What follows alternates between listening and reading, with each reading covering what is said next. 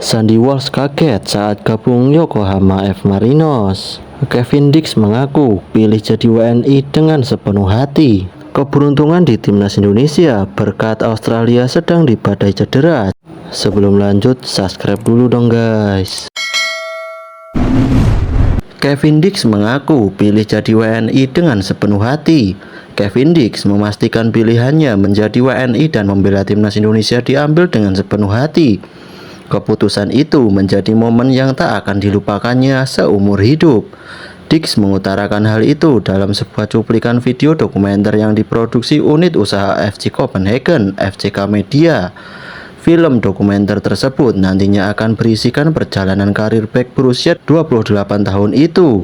Dalam cuplikan tersebut terlihat transformasi Dix saat masih bayi hingga beranjak dewasa.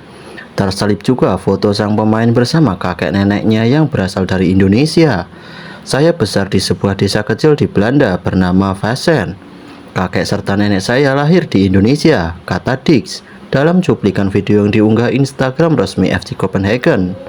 Kemudian dalam cuplikan video itu ada momen Dix menjalani debutnya bersama timnas Indonesia. Ex pemain Fiorentina itu mengenang momen saat membuat keputusan untuk menjadi WNI. Meski lahir dan tumbuh besar di Belanda, Dix menegaskan tulus sepenuh hati menjadi WNI. Keputusan itu menurutnya akan menjadi momen yang tidak akan pernah dilupakan seumur hidupnya. Saat saya membuat keputusan jadi warga negara Indonesia, saya melakukannya dengan sepenuh hati. Saya tidak akan pernah melupakan momen itu, tegas Dix. Dix baru saja mencatat satu penampilan untuk timnas Indonesia. Ia menjalani debutnya ketika melawan timnas Jepang dalam lanjutan grup C babak ketiga kualifikasi Piala Dunia 2026. Sialnya, Dix hanya bermain selama 41 menit karena mengalami cedera pada laga tersebut. Kini, sang pemain berusaha untuk tampil apik hingga pertengahan Maret 2025. Jika tidak ada kendala yang menimpanya, Dix bakal kembali memperkuat timnas Indonesia untuk melawan timnas Australia dan timnas Bahrain pada lanjutan pertandingan grup C putaran ketiga kualifikasi Piala Dunia 2026 zona Asia. Kans tersebut cukup terbuka. I grew up in a small village in Holland called Vassen. My grandfather and grandmother were born in Indonesia. When I made the decision, I took it with my heart. Sandy Walsh kaget saat gabung Yokohama F. Marinos. Sandy Walsh menilai bahwa Yokohama F. Marinos jadi salah satu klub yang memiliki masa depan. Sandy akan merasakan petualangan baru dengan berkarir di Liga Jepang bersama Yokohama F. Marinos. Ini jadi keputusan berani karena dia lebih banyak menghabiskan karir di Eropa. Namun keputusannya untuk meninggalkan klub Belgia KV Mechelen sudah bulat dan Asia akan jadi destinasi terbarunya. Sandy Walsh menjelaskan Yokohama F. Marinos bukan tim yang bisa dipandang sebelah mata. Pasalnya mereka memiliki standar tinggi dan jadi klub potensial di Jepang. Ini yang baru ditemukan sepanjang karirnya dan akhirnya memiliki klub tersebut.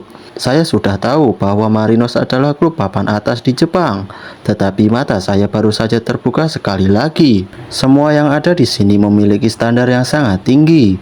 Dengan segala hormat, saya belum pernah mengalami level tersebut di klub-klub sebelumnya, kata Sandy Walsh. Bek timnas Indonesia ini melanjutkan, Marinos diibaratkan seperti klub Brugge di Belgia.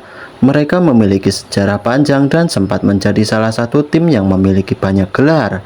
Saya rasa harus membandingkannya dengan Belgia. Saya rasa Marinos adalah klub Brugge-nya Jepang. Marinos telah menjadi juara 5 kali dan hanya kalah di final Liga Champions tahun lalu. G1 League juga baru ada selama 30 tahun. Lanjutnya, Sandy menilai bahwa keputusan pindah ke Jepang sudah dipikirkan dengan matang. Kemajuan sepak bola di Asia saat ini sedang mendapatkan sorotan positif dan menjadi fenomena baru, termasuk dengan hadirnya beberapa bintang Eropa seperti Iniesta dan Ronaldo yang merapat ke Arab. Tentunya hal tersebut menjadi sinyal bahwa sepak bola Asia masih akan terus berkembang di masa depan. Saya mulai merasakan hal ini dengan bermain untuk tim nasional. Ada sedikit lebih banyak perhatian dari Eropa sekarang daripada sebelumnya. Kedatangan Iniesta pada tahun 2018 dan Villa pada tahun 2019 ke Kobe Vissel melakukan sesuatu. Saya menilai G1 League sangat tinggi dalam segala hal. Saya benar-benar harus beradaptasi. Liga Jepang adalah liga utama sepak bola Asia. Arab Saudi hampir mendekati. Tentu saja berkat nama-nama besar seperti Ronaldo, lebih banyak orang yang mengikuti liga tersebut. Namun Korea Selatan dan Thailand juga telah membuat langkah maju. Setelah Piala Dunia 2026, Liga Jepang dan Korea Selatan akan menyesuaikan format mereka dengan waktu FIFA. Hugo Kuiper telah mengirimi saya bahwa mereka merencanakan hal yang sama di MLS, ujarnya.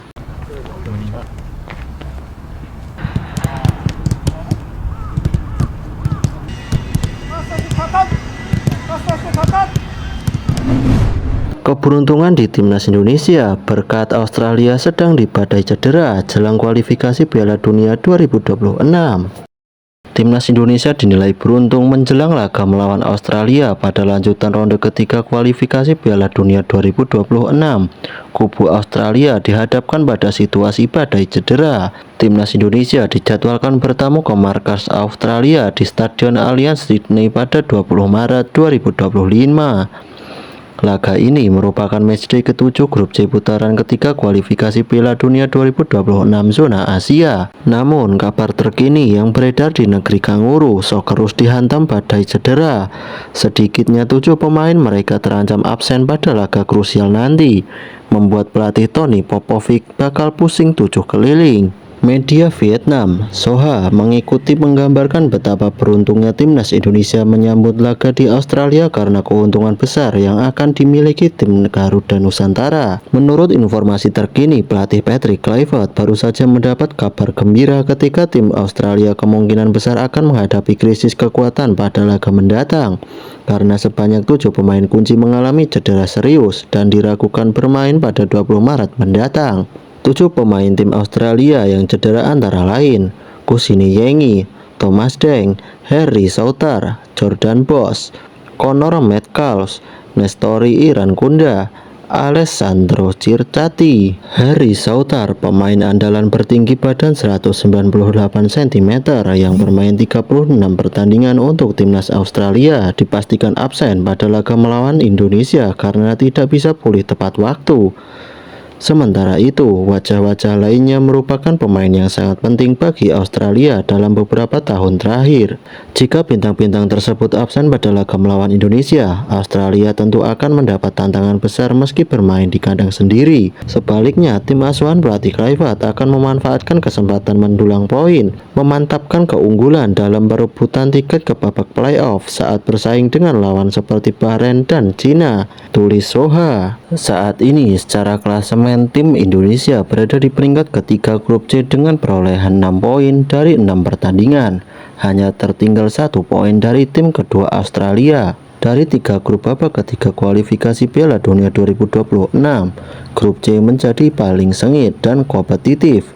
Hanya Jepang yang mendominasi dengan 16 poin, sedangkan 4 tim di bawahnya masing-masing mengoleksi 6 poin. Jika mampu meraih hasil bagus pada 2 laga Maret, maka tim Indonesia berpeluang besar melaju ke babak playoff untuk memperebutkan 1 tempat di Piala Dunia 2026, atau Indonesia masih bisa melanjutkan perjalanan di putaran keempat.